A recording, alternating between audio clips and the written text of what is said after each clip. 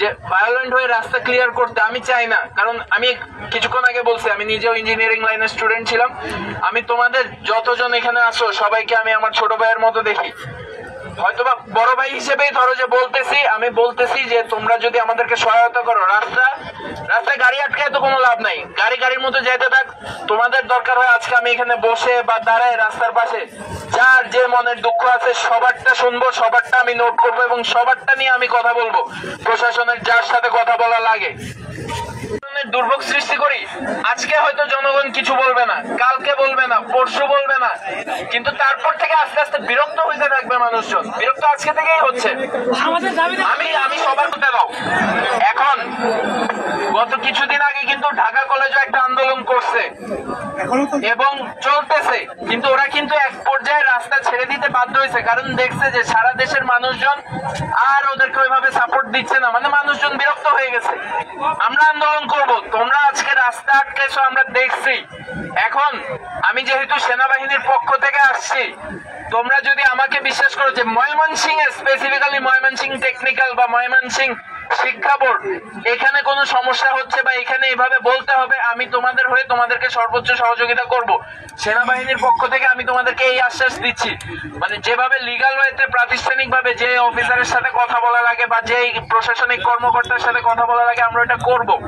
কিন্তু এভাবে যদি তোমরা রাখো, দেখা যাচ্ছে যে মানুষজন একটা সময় খুবই কষ্টের মধ্যে পড়বে। এমন না যে যার জীবন বা যে অসুস্থ তারটাই হচ্ছে যে খুব জরুরি দরকার, অনেকের জরুরি দরকার ঢাকা যাওয়া লাগতে পারে।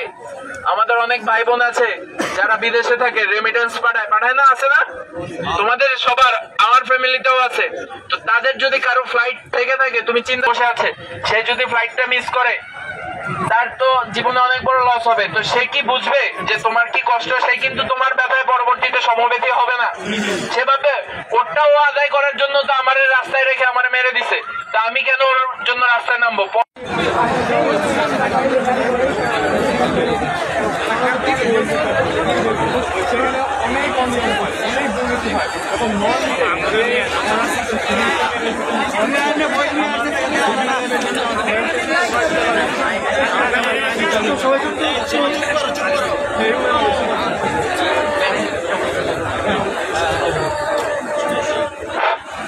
ভালো আছি আমরা সবাই,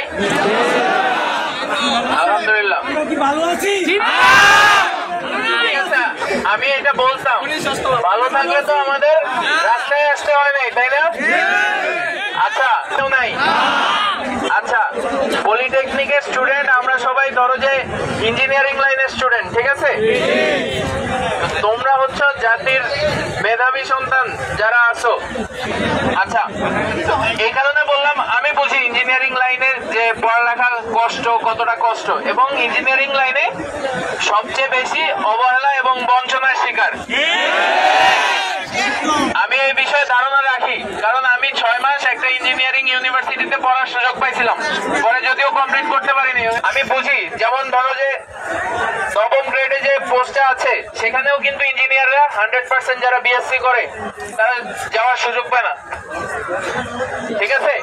এইরকম আমাদের দেশের বিভিন্ন সেক্টরে ইঞ্জিনিয়ারিং সহ সব জায়গায় এমন এমন কিছু সিস্টেম আছে যার কারণে আমরা যারা পড়ালেখা করে এই যে গরিব বা মধ্যবিত্ত ঘরের সন্তান, আমরা চেষ্টা করি যে আমরা আমাদের যোগ্যতা মেধা দিয়ে একটা চাকরি করবো, এটাই তো দাবি দেওয়া, আর বেশি কিছু না। বাট সিস্টেমেটিক্যালি এমন একটা অবস্থা করা হয় যাতে আমরা আমাদের যেই সুযোগটা পাওয়ার কথা এটা পাই না, ঠিক তো?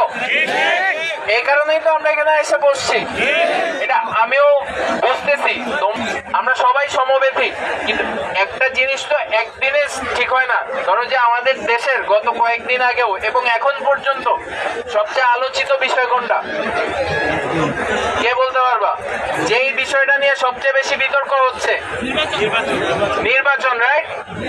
আমাদের দেশের বেশিরভাগ মানুষ কি বলতেছে? গত 3টা নির্বাচন, তাই না?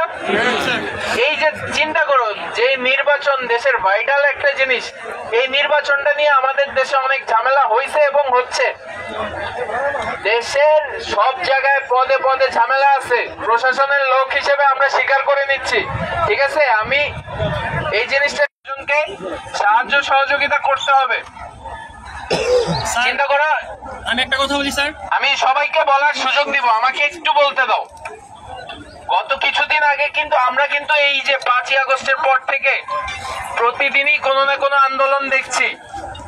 সবার আন্দোলনই যৌক্তিক, আন্দোলনের পিছনে যুক্তি না থাকলে কেউ যদি ধরো যে রেগুলার লাইফে স্ট্রাগল না করে, কেউ যে আর পারতেছে না, তখন মানুষ আন্দোলন করতে আসছে, ঠিক না? আমরা কিন্তু একদম প্রথম দিন আন্দোলনে নামি নাই, শেষে বাধ্য হইতে হইতে অথরিটি প্রশাসন কেউ আমাদের কথা শুনতেছে না, তখন আমরা বাধ্য হয়ে রাস্তা আটকাইতে আসছি। আজকে যেমন তোমরা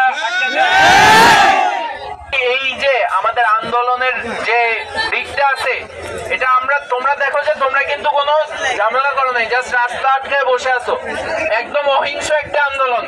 কিন্তু তারপরও এখানে কিন্তু আমাদের যে বাকি যে লোক আছে, ময়মনসিংহের জনসাধারণ, তাদের কিন্তু চলাচলের কষ্ট হচ্ছে। চিন্তা করো, তোমার মধ্যেই ধরো যে আরেকজন পলিটেকনিকের স্টুডেন্ট যে এক সময় পড়ালেখা করছে, এখন এক কারণে ময়মনসিংহ আসছিল, কিন্তু এখন সে ঢাকা যাইতে পারতেছে না, আটকে গেছে, হয়তো বা কোন একটা বাসে আছে। তোমরা অ্যাম্বুলেন্স গুলো ছেড়ে দিচ্ছ, ভেরি গুড, করোনাপন্ন রোগীদের বাঁচাচ্ছ, কিন্তু এরকম আরো যারা চাকরি করে, তোমাদের বড় ভাইরা কেউ না কেউ হয়তো বা কোনো না কোনো বাসে আছে, সে কিন্তু আটকে, তার এখন চাকরিটা যায় অবস্থা। আমি তোমাদেরকে দোষ দিচ্ছি না, আমি প্রথমে স্বীকার করে নিছি